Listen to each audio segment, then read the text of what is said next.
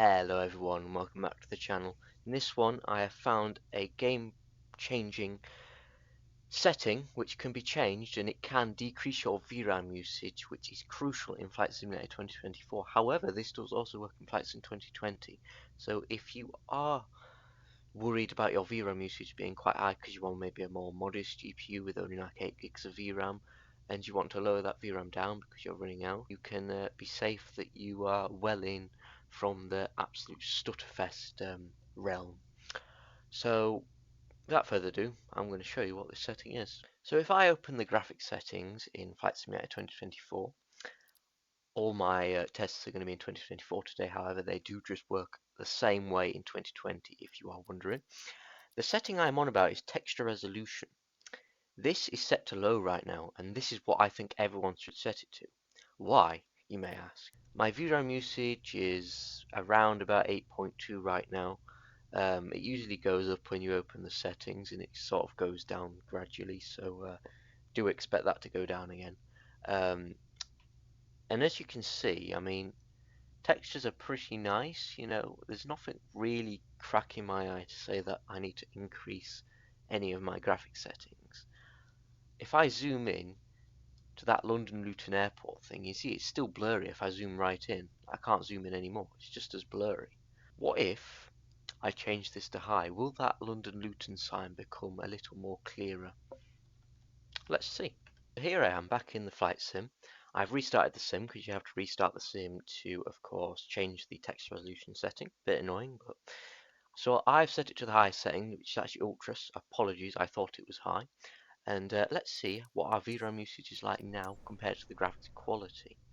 Let's go display FPS, and as you can see, GPU memory is dangerously high. It's in the red at this point, and we're on 10.2 out of 10.5, so that is dangerously high. We're at London Luton with absolutely nothing on the ground, no aircraft being rendered in.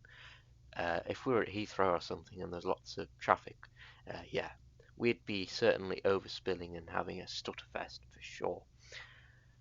So basically, so we've seen an increase in VRAM quite dangerously, about a gig, nearly 2 gigs, 1.5 gigs, which is quite crucial. It's quite a lot if you are low on the VRAM, and a lot of people are because of that VRAM leak.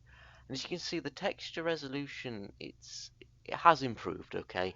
It has definitely improved. That London Luton Airport sign definitely does look a little clearer, but to be honest, to my eyes, unless you really were looking at it all the time, it's not actually that much different in texture resolution. It doesn't look insanely clearer considering how much VRAM we are using. But I just recommend you set this to low. I mean, you can set it to any setting you like. You set to medium or high if you like.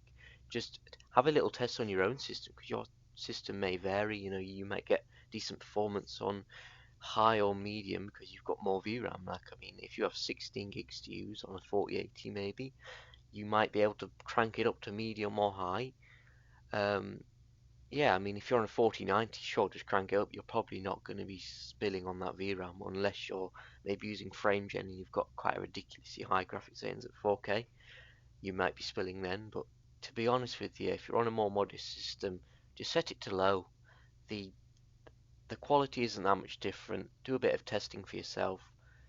But as I say, I just thought I'd bring this video out for you guys just to kind of tell you how crucial this setting is, and if you are spilling on that VRAM, this could be an easy setting to just turn down, because the graphics quality increase isn't really noticeable to an insane degree considering how much more VRAM you are using. Anyways, thanks for watching and hope this was useful.